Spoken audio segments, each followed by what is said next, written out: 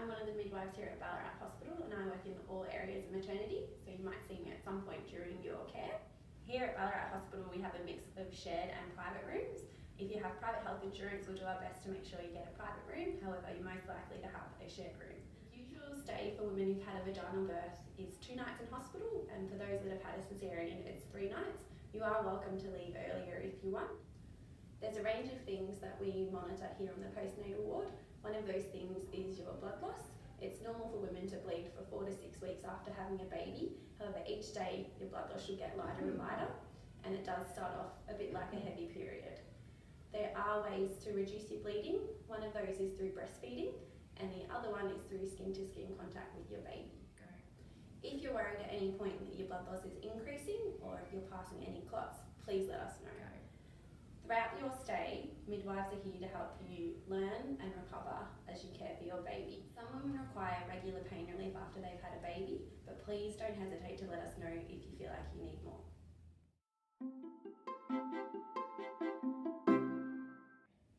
Hello everyone, I'm Sarah, one of the midwives at the base.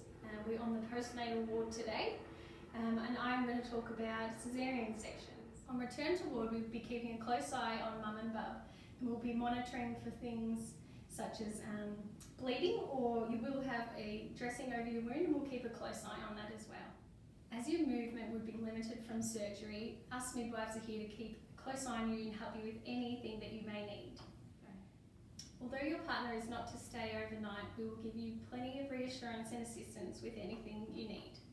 We normally wait until the next day before we get a woman up after a caesarean section. This is where we will remove your catheter that you'll have in from the caesarean, and you'll be able to move around. We'll make sure you've got plenty of pain relief on board, and you'll be able to attend to your baby's needs.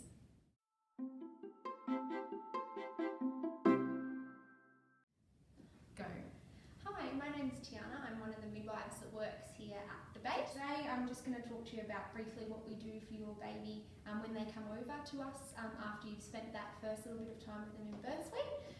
So a few things that we do initially include things like observation. That includes things like listening to your baby's breathing, listening to your baby's heart rate, and taking your baby's temperature. All of these things let us know how your baby's going and how your baby's transitioning to extrauterine. So another thing that we do here at the base, initially quite soon after baby's born, is we do 2 lots of injections. So one of these is the hepatitis B vaccination, which is the first vaccination on the vaccination schedule, and the other injection is a vitamin K. For both of those injections, you do need to sign a consent, so either mum or dad can sign a consent in hospital, and we'll talk you through that, but it's really important that you understand the reasons behind so that you can consent properly. So a few other things that we keep an eye on for your baby when your baby's here with us include things like your baby's output and how your baby is breastfeeding and what we can do to assist you with breastfeeding. So we know that when babies are born they haven't read a textbook and neither have you, so it's really important for us that we give you all the skills that you need before you go home so that you feel really confident to do that in your own home. So we'll be documenting how long your baby feeds for and how well your baby feeds every time. That's really important to us because it lets us know what your baby's up to and what we can do to help your baby a bit more. Some other things that we document, like I said, are wees and poos. So it's normal for babies to not wee as often as we do. So sometimes babies can only wee once in a 24-hour period, although this does increase. We do like to document it down on a chart along with poos. And we encourage your mums and dads to document that down as well, just so you don't forget and so we can all stay on the same track.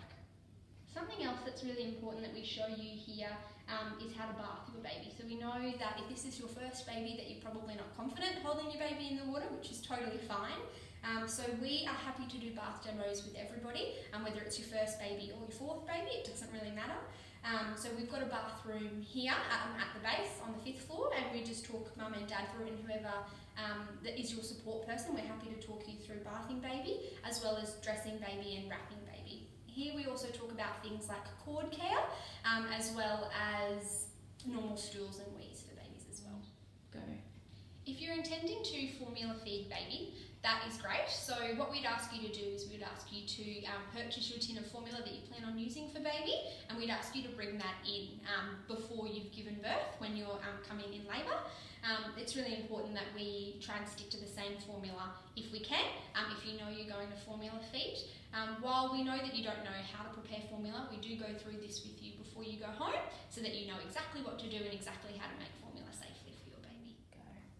So if you've had gestational diabetes, or if your baby is on the small side or on the larger side, we like to do something which is called baby sugar monitoring. So it's where we take blood sugars from the baby. At a minimum we take 4 blood sugars, and that's just taken via a heel prick test, which I can talk to you a bit about later. But that just includes taking a small sample of blood from the baby's heel and testing the sugar level to see how baby's going. It's really important that for these particularly at-risk babies we know what the sugars are doing, and that way we can help your baby in whichever way we need to. Go. So when it comes time for you and your baby to leave the hospital, there's a few things that we need to do for baby in terms of getting him or her ready for discharge. I'll go through those things with you now. So the first thing that we like to do is called a SATS check on your baby. So basically this is us just checking your baby's oxygen levels and making sure that they're the same oxygen flow is going to your baby's brain that it is going to the rest of the body. That takes 5 minutes at max, and most babies are quite happy to sit through that. The next thing that we do is a newborn screening test. So most people know this is the heel prick test at 48 hours. So that just involves a small prick on baby's heel and just collecting blood along these 4 dots and sending that off. This goes down to Melbourne and tests for 36 different metabolic disorders. No news is good news with this one. Go. So one more thing that we like to do for discharge in terms of baby is just give baby a head-to-toe check. So this can be done by either a doctor or a midwife, and that just involves giving baby, like I said, a really comprehensive check, checking the baby's hips, checking the baby's eyes, and making sure everything is okay. One other test that you might find that we recommend to do for your baby is called an SBR. So this is something that checks for jaundice. If you're not sure what jaundice is, have a look in the breastfeeding link below and follow through that to learn about jaundice. But basically the test sends off, it's just a blood test, and we get it back and it lets us know what baby's jaundice level is. If that level is high, we do like to treat it, so that can be with things like lights, which is what you may have seen or heard, or a billy blanket, which is essentially the same lights just in contact with baby.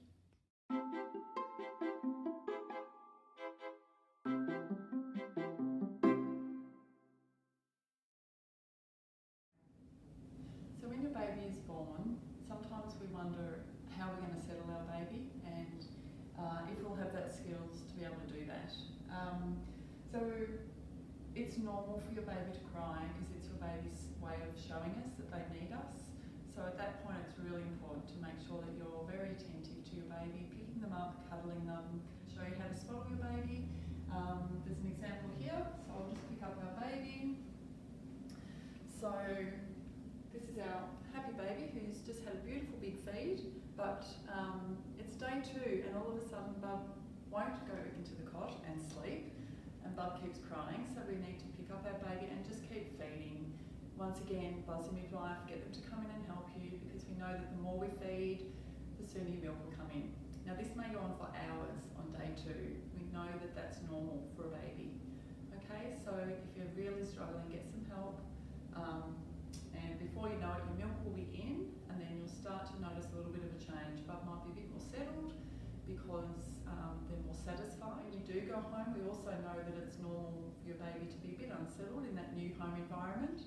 So skin to skin with mum or dad is really important, and it just helps set up that mum and dad